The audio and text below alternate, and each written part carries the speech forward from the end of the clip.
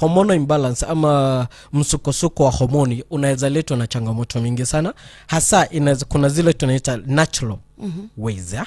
Like environmental ways, like maybe umechange environment from this place to another, the attitude ya kule kulikuwa kubaridi ama umeenda pali kuko na joto mingi, high chances unaweza pata utakuwa na itarafu ya hormones, yeah? But it doesn't mean you need the medication. You need what you call the adaptation, alafu baadaye hormones zako zinaweza kuwa sawa.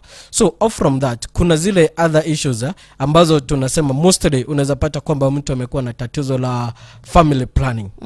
Yeah, most of the leading issues of hormonal imbalance imeletwa mostly family planning, and as we know family planning they are ranging in different late. So mostly wale watu wanatumia zile tunasema hormonal family planning ama zile ziko na hormones, yeah?